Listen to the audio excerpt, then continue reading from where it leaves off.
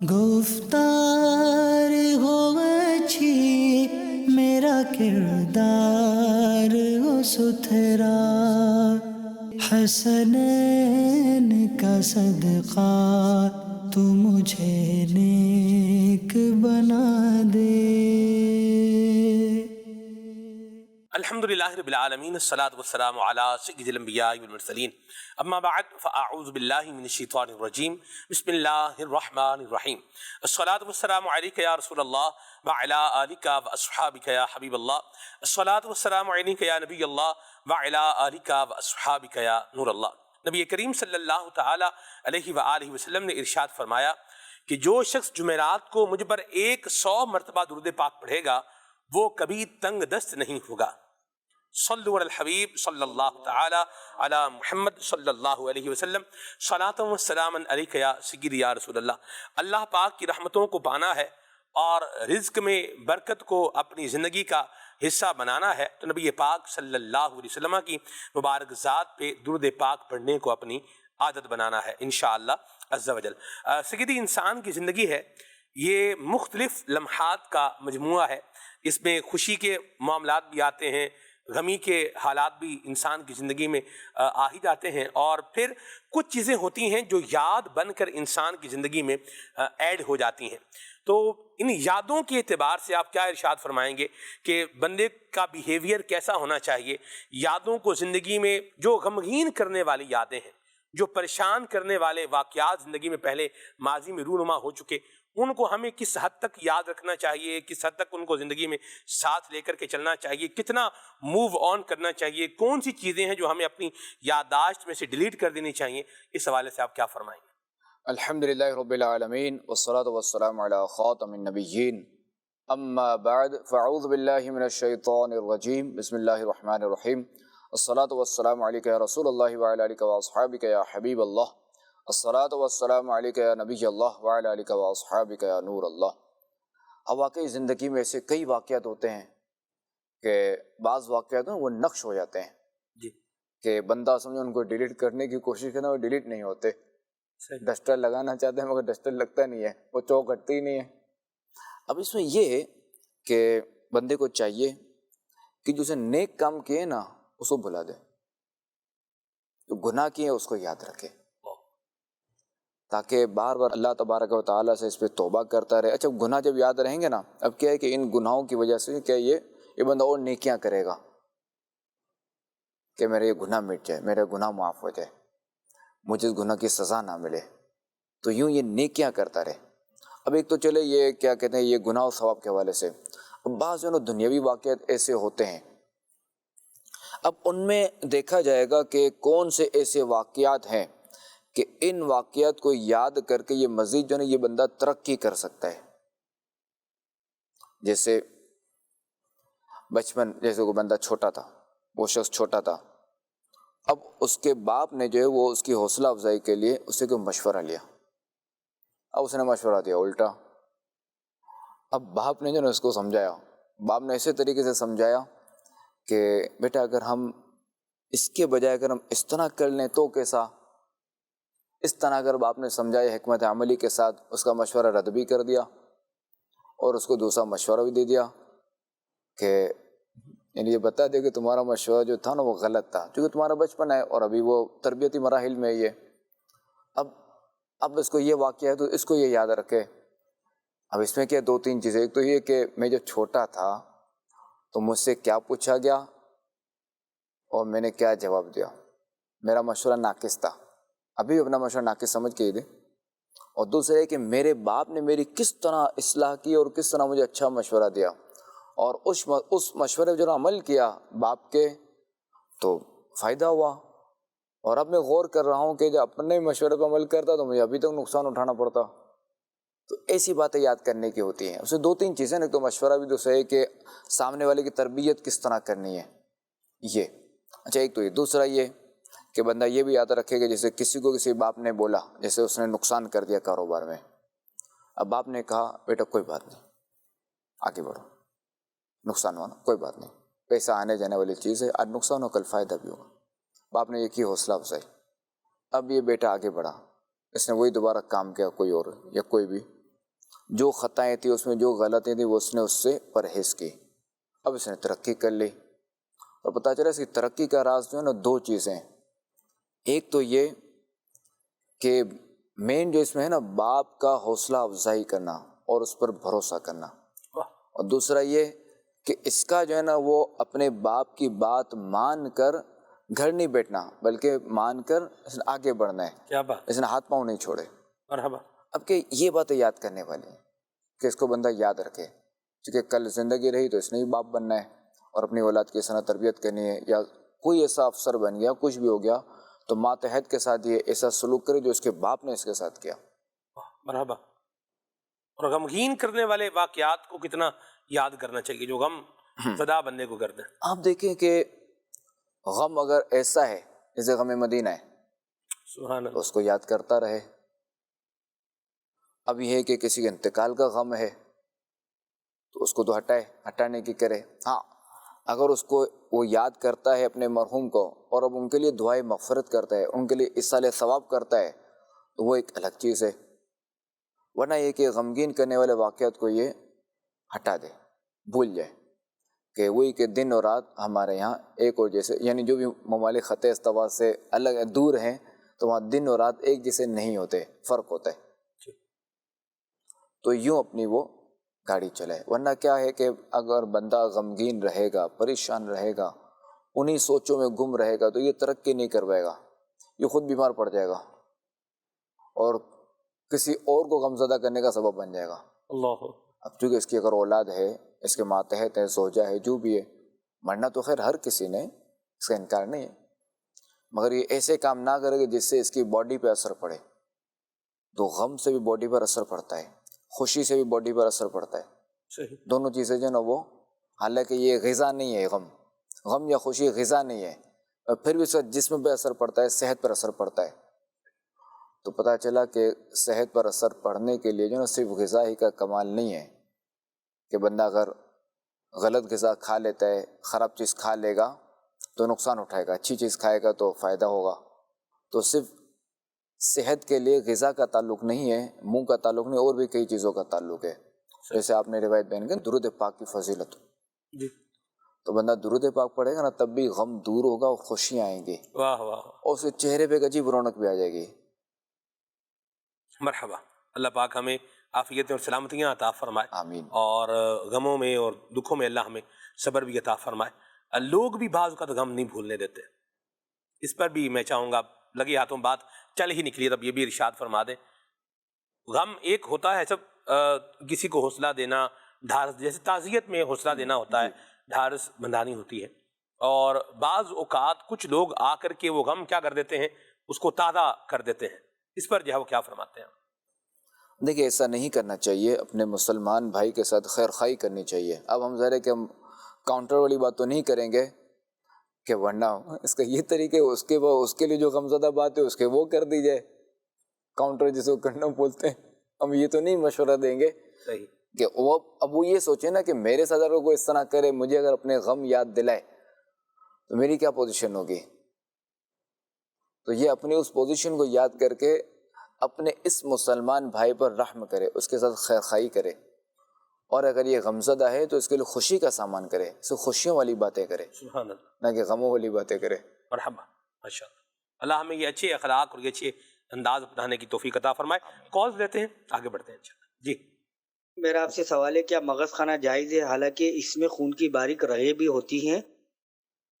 اب دیکھیں جو مغز ہوتا ہے، جو حلال جانوروں کا مغز ہے وہ کھانا حلال ہے، اس میں کوئی حرج نہیں ہے. اور یہ جو خون کی باریک رگیں یہ معاف ہے، اس کو کھا سکتے ہیں. اس طرح گوشت ہوتا ہے، اس میں بھی خون کی باریک رگیں ہوتی ہیں، کئی حصوں میں ہوتی ہیں. چکن لے لیں تو اس میں بھی جو ہے وہ پروں میں بھی، اور جو اس کی ٹانگ ہوتی ہے اس میں بھی خون کی رگیں ہوتی ہیں، چھوٹی چھوٹی ہوتی ہیں. بعض ان کو کھا سکتے ہیں، بعض تو بڑی رگیں ہوتی ہیں، ان کو تو نکالنا ممکن ہوتا ہے. جو پاؤں میں جو چھوٹی چھوٹی ہوتی ہے نا، وہ جب گوشہ اس کا نکالیں اس وقت یہ جھلی کے نیچے نظر آتی ہے، تو وہ معاف ہے، کھا سکتے ہیں وہ. ٹھیک ہے. جی. کون؟ شہزادہ حضور کی بارگاہ میں عرض ہے کہ جو بقرہ عید الاضحیٰ کے پہلے دن پیدا ہوا ہو، کیا اگلے سال عید الاضحیٰ کے پہلے دن اس کی قربانی ہو جائے گی؟ دیکھیں جو بقرہ 10 ذو الحجہ جو ہے وہ دن سمجھے 11 بجے پیدا ہوا یا 12 بجے پیدا ہوا، 1446، ٹھیک ہے، 1446 میں۔ اب 1447 میں اس کی قربانی کب ہو سکے گی کہ 10 ذو الحجہ 12 بجے 12 بج جائیں گے نا، تب یہ پورا 1 سال کا ہو جائے گا، اور قربانی کا وقت جو ہے نا ویسے ہی جو ہے وہ 12ویں کی غروب سے پہلے تک ہے، تو اس وقت تو قربانی ہو سکتی ہے اس کی۔ مرحبا۔ ایسا ایک بات میں چاہوں گا آپ اس پر بھی روشنی ڈالیں، بقرعید کے حوالے سے بھی سوال ہو ہی رہے ہیں، موسم بھی ہے، لوگ جانور خرید بھی رہے ہیں، جانور بیچ بھی رہے ہیں، اس پر آپ رہنمائی فرمائیں کہ جسے یہ معلوم ہے کہ یہ ہمارا جانور اس کی عمر پوری نہیں ہوئی، تو اس پر بھی رہنمائی ارشاد فرمائیں کہ اس جانور کو قربانی کے نام پر بیچ دینا، اس پر آپ جو ہے وہ کیا ارشاد فرمائیں گے؟ اور ظاہر سی بات ہے جھوٹ بول کے بیچیں گے تو ہی وہ بکے گا، ورنہ آپ کسی کو بتائیں کہ جی یہ بکرا ہے 1 سال کا نہیں ہے، اس کو کون لے گا؟ کوئی بھی نہیں لے گا۔ یہ جانور بیچ دینا، اس طرح کیا فرماتے ہیں اس پر آپ؟ دیکھیں اس میں یہی ہے کہ اگر جانور خریدے نا تو خوف خدا والے سے خریدا جائے، سبحان اللہ۔ جو خوف خدا والا ہوگا اس کو پتہ ہے کہ یہ دینی فریضے کے لیے خریدا جا رہا ہے، تو وہ اس میں ڈنڈی نہیں مارے گا، ورنہ جو بیوپاری عام جو بیچنے والا ہے اس نے اپنے پیسوں سے مطلب رکھنا ہے، اس نے اس چیز کو مد نظر نہیں رکھنا اس کی قربانی ہو نہ ہو، سچ جھوٹ کیا ہے، تو اسے نہیں خریدنا چاہیے۔ البتہ اب اگر وہ جھوٹ بول کے بیچتا ہے تو حرام ہے، غلط کر رہا ہے، وہ اس کی روزی تو حرام ہے نا کہ اس نے جھوٹ بول کے اس نے بیچا ہے، صحیح، گناہ گار ہے، توبہ کرے۔ اللہ بچا۔ اب اگر جیسے ہوش آیا کہ میں نے پچھلے سال میں نے اس طرح کیا تھا یا پچھلے سالوں میں اس طرح کیا ہے، تو ذرا سی توبہ کرے، سے توبہ کے تقاضے پورے کرے۔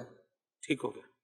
ایسے میں نے یہ چیز مشاہدہ کی ہے، یعنی کسی شخص نے جو ہے وہ ایک جانور، بکروں کی مجھے یاد ہے، یہ آج سے 1-2 سال پہلے کی بات ہے، ایک تعداد خریدے، مثال کے طور پر آپ کر لیں 10 بکرے خریدے، اور وہ دیکھنے میں تو وہ بڑے صحت مند لگ رہے تھے، لیکن جب وہ خرید کر کے گھر پر آئے اور جب عید کا دن آیا تو پھر وہ یعنی یوں بولے جو رات آئی اور اس میں وہ بکروں کی حالت کیا ہو رہی ہے، تبدیل جو ہے نا وہ دکھائی دے رہی ہے۔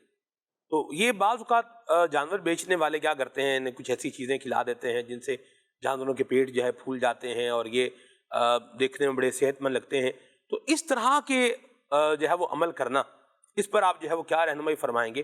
اور دوسرا یہ بھی آپ ارشاد فرمائیں کہ جب جانور لے کر کے گھر پر آ گئے ہیں تو اس کے ساتھ کیا کیا چیزیں کی جائیں کہ وہ حسن سلوک کہلائے گا؟ یعنی بکرے کو کیا کھلا رہے ہیں؟ جلیبیاں کھلا رہے ہیں۔ بکرے کو کیا کھلا رہے ہیں؟ جی بادام کھلا رہے ہیں۔ بکرے کو کیا کھلا رہے ہیں؟ جی سالن کھلا رہے ہیں۔ کوئی کیا کھلا رہا ہے؟ وہ آلو کھلا رہا ہے۔ یعنی آپ دیکھیں، اچھا پھر آپس میں شرط لگا کر کیا کر رہے ہیں؟ ان کو بوتلیں جو ہے پلا رہے ہیں۔ اس میں تو مجھے جو ہے وہ، یا میں ایک جگہ پر جو ہے وہ امام تھا، تو بچے بھاگتے بھاگتے وہ میرے پاس آ گئے اور انہوں نے آ کے بچے کا نام لیا، جیسے شایان کو آپ لے لیں، امام صاحب وہ شایان کا بکرا جو ہے نا وہ گر گیا، اسے جو ہے نا وہ آپ دم کر دیں۔ اچھا وہ بچے لے کے مجھے باہر گئے تو میں نے وہ دیکھا کہ بکرا بالکل مطلب زمین پر جو ہے نا وہ پڑا ہوا ہے اور سانس جو ہے وہ لے رہا ہے۔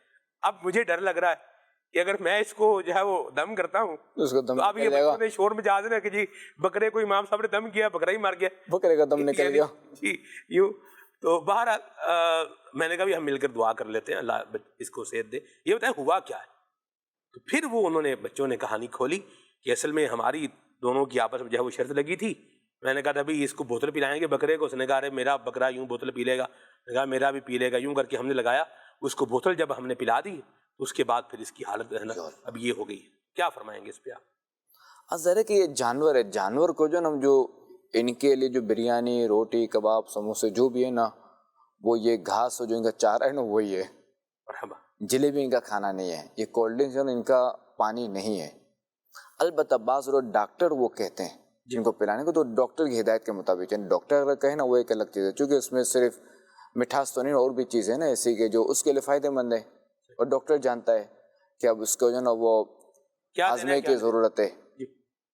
تو ایک تو یہ، دوسرا ہے کہ ورنہ جو ہے وہ اس طرح سے جلیبیاں کھلانا اور یہ بادامیں کھلانا، یہ اس کے لیے اس کی خوراک نہیں ہے، یہ ہم جو اس کی خوراک ہے نا وہی کھلائیں۔ مرحبا۔ دوسرے ہے کہ آپ نے جو دعا کا آپ نے کیا اس وقت پھر ہوا کیا اس بکرے کا؟ زندہ رہا؟ بکرا بچ گیا الحمدللہ. بچ گیا نا الحمدللہ. ٹھیک ہے. اب چونکہ اچھا دوسرا یہ کہ ان کے ماہرین سے پوچھا جب جیسے یہ جو ہے وہ جیسے بکرے کو دال کھلا دی جی. اب دال کے بعد اگر فوری سے پانی دے دیا تو وہی مسئلہ ہے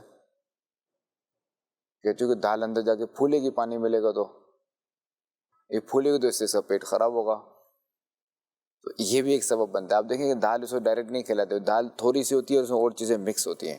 جی. اچھا دوسرا یہ بھی ایک چارے کے بعد اس کو فوری یعنی یہ جو نہیں ہوتا یہ دال اور اس طرح کی مکس چیزیں کھلا ونڈا کے بھی کہتے ہیں اس کو. جی. وہاں ونڈا جی. نہیں ونڈا وہ نہیں تو گھاس کی کٹنگ ہوتی ہے. نہیں سب ونڈا اسی کو کہتے ہیں. جیسے اچھا. اس میں دال بھی ہوتی ہے تو اس میں بعض چھلکا بھی ہوتا ہے. جی دال کا چھلکا بھی جی ہوتا دال کا چھلکا بھی ہوتا ہے، مختلف چیزیں وہ ملا کے ہے، جو وغیرہ اور بھی. جی جی جو ایسے. جی. اب یہ ہے کہ اس کو پانی نہیں پلایا جائے گا چونکہ یہ اندر جا کے پانی پیے گا تو یہ پھولے گا. جی. پھولے گا تو پھر آزمائش ہوگی. تو جب بکرا خریدیں تو پوچھ بھی لیا جائے. اچھا پھر دوسرے جب خریدتے وقت جانور خریدے تو ان سے پوچھ رہے تھے کہ ونڈا زیادہ کھاتا ہے یا گھاس زیادہ کھاتا ہے، گھاس میں یہ گیلی گھاس یا خشک گھاس، یہ پوچھ لیا جائے. ہر ایک کا مزاج الگ ہے، تو یہ پوچھ لیں گے تو عافیت رہے گی، اس کی زندگی اچھی گزرے گی. اور دوسرا یہ کہ وہی کہ احتیاطوں میں کرنی ہے، جانور ہے اس کا خیال رکھنا ہے، خواہ کا اس کو بھگانا نہیں ہے، حد سے زیادہ اس کو چلانا نہیں ہے. خیر چلانے کا تو مسئلہ نہیں ہے کہ جانور اس کو چلائیں گے تو خود بھی چلیں گے. آپ پتہ چلے خود موٹر سائیکل میں بیٹھے، خود گاڑی میں بیٹھے، اس کو چلائے اتنا لمبا، تو یہ درست نہیں ہے کہ اس کی بھی ایک لمٹ ہے. ہر جاندار کی ایک لمٹ ہے، ہر جاندار کی ہر گاڑی کی بھی لمٹ ہے. جی. یہ زیادہ نہیں چل پاتی. جی. جیسے کہا جاتا ہے کہ پیٹرول گاڑی جو ہے وہ اس کا انجن 5 لاکھ کلومیٹر چل سکتا ہے اور ڈیزل کا 10 لاکھ. اس کے بعد انجن کو بور کروانا ہوتا ہے. تو لمٹ ہے نا، ہر چیز کی لمٹ ہے.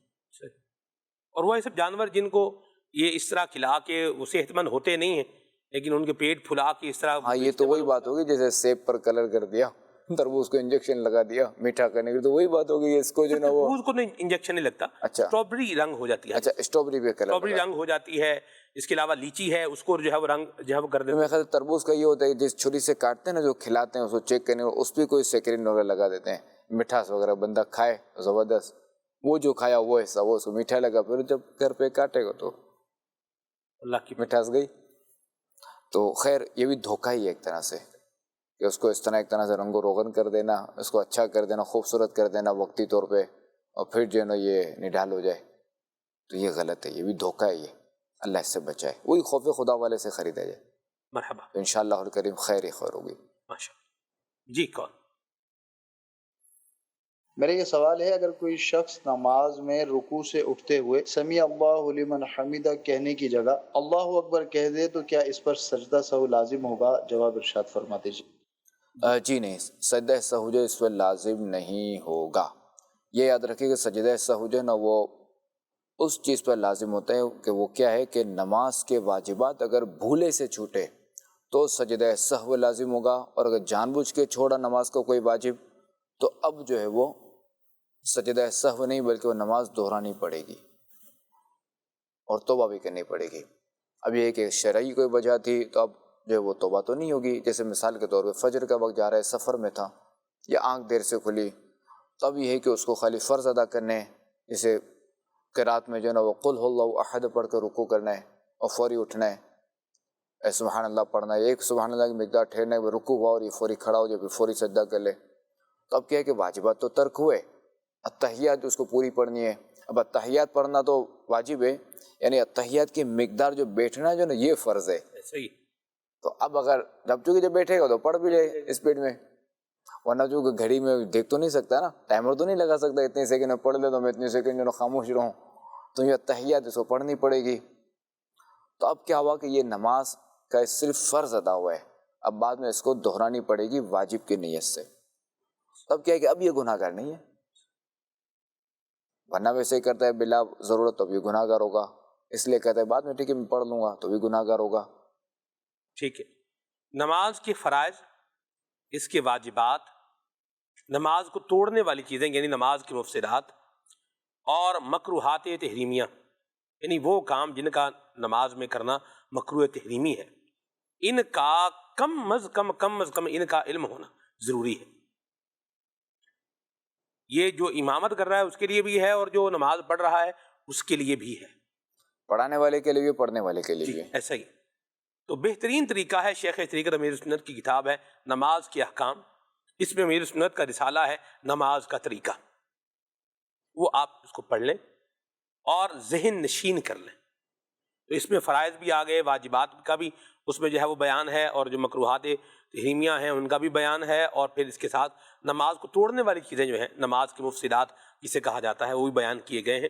تو اس کو پڑھ بھی لیں اور ریکال بھی کر لیں. میں یہ بھی نیت کر رہا ہوں انشاءاللہ میں بھی آج کی تاریخ میں اس کو مکمل کر لوں گا, دوبارہ سے ایک دفعہ پڑھ لوں گا. آپ بھی پڑھ لیں, اور جنہوں نے نہیں پڑھا وہ غور سے جو ہے وہ سیکھنے کی نیت سے پڑھ لیں. دعوت اسلامی کے دینی ماحول میں مدرسہ مینا بالغان کا سلسلہ اللہ کی رحمت سے ہوتا ہے, تو آپ بھی اس میں داخلہ لے لیں. اسلامی بھائیوں کے لیے بھی ہے, اسلامی بہنوں کے لیے بھی ہے. اسلامی بھائیوں کو اسلامی بھائی پڑھاتے ہیں, اسلامی بہنوں کو اسلامی بہنیں پڑھاتی ہیں. الگ الگ نظام ہے, اسلامی بھائیوں کا الگ نظام ہے, اسلامی بہنوں کا الگ نظام ہے. تو بہرحال اسلامی بھائی بھی, اسلامی بہنیں بھی, مرد بھی, خواتین بھی دعوت اسلامی کے جو ہے مدرسہ مینا بالغان کے ذریعے سے اللہ کی رحمت سے جس طرح قرآن کریم پڑھنا سیکھ سکتے ہیں, ویسے ہی جو نماز کے احکام ہیں یہ بھی اچھے انداز میں سیکھ سکتے ہیں. اس کے ساتھ ساتھ فیضان نماز کورس ہے 7 دن کا, آپ یہ کورس کر لیں.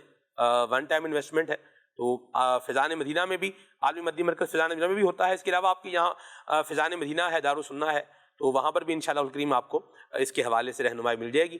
فیضان نماز کورس کر لیں, اور اپنی سہولت کے وقت میں کرنا ہے تو اس کے لیے بھی دعوت اسلامی نے آپشن اوپن رکھا ہے آپ کے لیے. فیضان آن لائن اکیڈمی کے ذریعے سے آپ اپنی سہولت کے وقت میں آپ یہ نماز کورس, فیضان نماز کورس یہ بھی کر سکتے ہیں. اللہ تعالیٰ ہمیں نماز کے احکام سیکھنے اور اچھے انداز کے ساتھ نماز پڑھنے کی توفیق عطا فرمائے.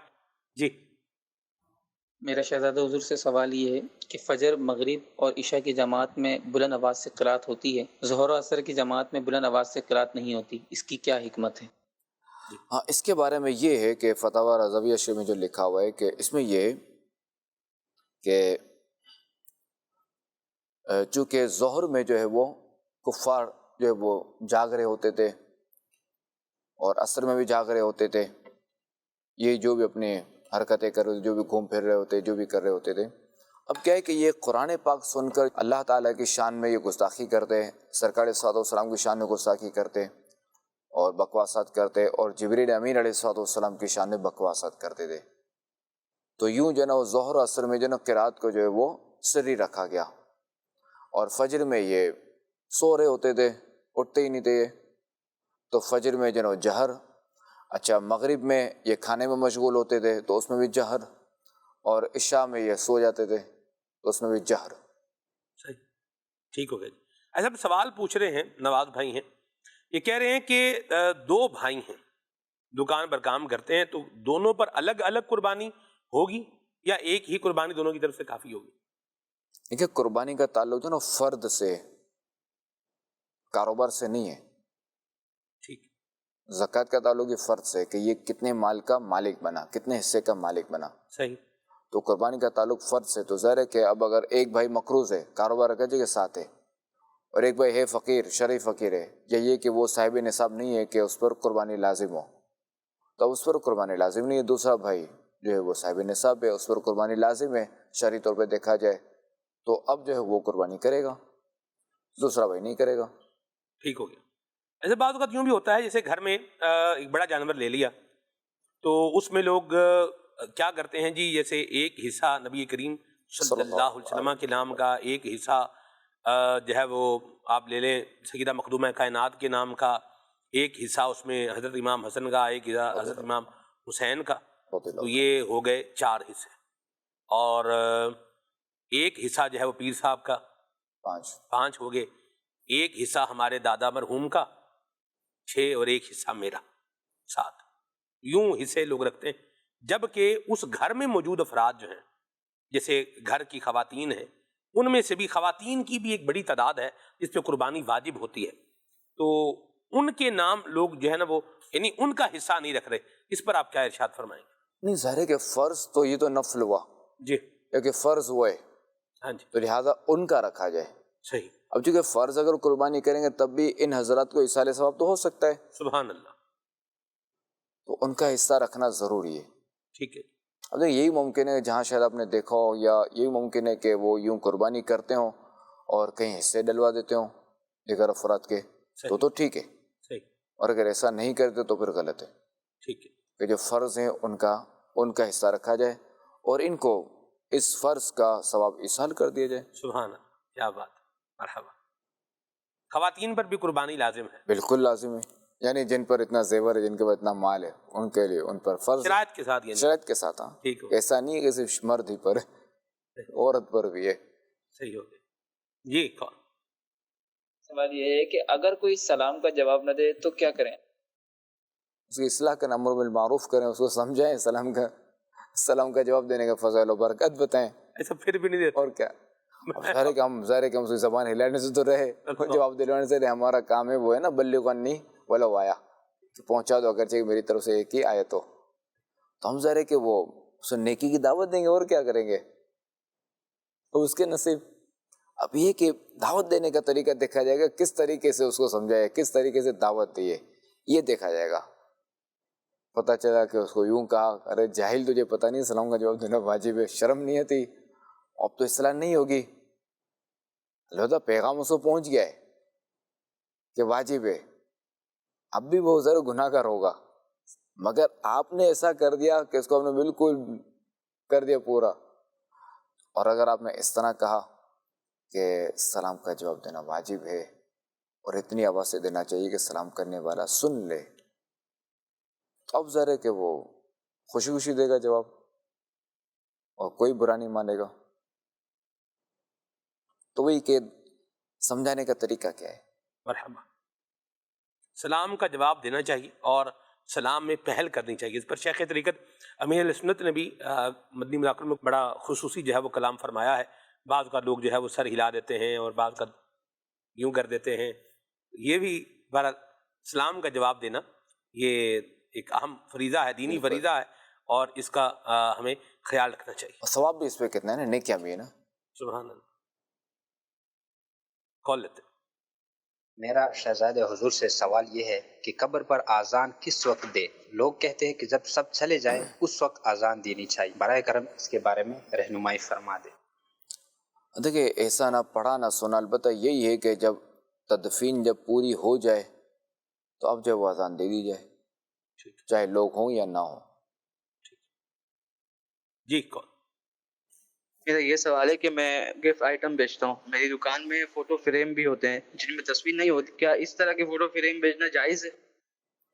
ہاں، جو خالی جو فریم ہوتے ہیں، جی، کہ اب اس جو ہے نا اس پہ جو ہے نا فوٹو وغیرہ لگائی جائے گی، تو خالی فریم بیچنے میں کوئی حرج نہیں۔ اب یہ کہ خریدار پر ہے کہ وہ اس پر کیا کرتا ہے، کہ وہ اس پہ سبز و گنبد کی تصویر لگاتا ہے یا خانہ کعبہ کی لگاتا ہے یا کسی جاندار کے لگاتا ہے، اب وہ اس کا میٹر ہے۔ میرا جانشین سے سوال ہے، تنگ دستی اور رزق میں بے برکتی کا سبب کیا ہے؟ نیز تنگ دستی دور کرنے کا وظیفہ بھی بیان فرما دیجیے۔ اللہ کریم ہماری روزی میں برکت دے، اللہ کریم ہمارے رزق میں برکت دے، اللہ کریم ہمیں اپنے سوا کسی کا محتاج نہ بنائے۔ آمین۔ اور رزق میں بے برکتی کا تو ایسا مسئلہ ہے کہ یہ شاید کوئی بھی گھر سے بچا ہوا نہ ہو، اگر یوں کہا جائے تو، جو ہر ایک اس کا رونا روتا ہے، ہر ایک کہتا ہے۔ اور اس میں دیکھیں کہ سورۃ الشورى کی آیت نمبر 30 میں اللہ کریم کا فرمان ہے، وَمَا أَصَابَكُم مِّن مُّصِيبَةٍ فَبِمَا كَسَبَتْ أَيْدِيكُمْ وَيَعْفُو عَن كَثِيرٍ۔ ترجمہ کنز ایمان، اور تمہیں جو مصیبت پہنچی وہ اس کے سبب سے ہے جو تمہارے ہاتھوں نے کمایا، اور بہت کچھ تو معاف فرما دیتا ہے۔ تو اب دیکھیں کہ بے عملی ہمارے یہاں ہے، اچھا پھر دیکھا جائے تو بد عملی اور یہ ساری چیزیں ہیں۔ تو اگر ہم چاہتے ہیں کہ ہماری روزی میں برکت ہو، کشادگی ہو، تو ہمیں چاہیے کہ ہم یہ بے عملی ختم کریں اور جو بد عملیوں سے توبہ کریں اور نیک کاموں میں مشغول ہو جائیں۔ جن چیزوں کا ہمیں کہا گیا ہے ہم ان پر من نوعاً عمل کریں، جن چیزوں سے بچنے کا ہمیں کہا گیا ہے ہم ان چیزوں سے بچیں، تو انشاءاللہ الکریم روزی میں برکت ہوگی۔ اللہ کریم عافیت عطا فرمائے اور ہمیں سلامتیاں نصیب فرمائے، دعوت اسلامی کے دینی ماحول سے وابستہ رہتے ہوئے زندگی گزارنے کی اللہ توفیق عطا فرمائے۔ پروگرام کا وقت جو ہے وہ اختتام کو پہنچا۔ مدنی چینل دیکھتے رہیے. صلو علی الحبیب صلی اللہ تعالی علی محمد.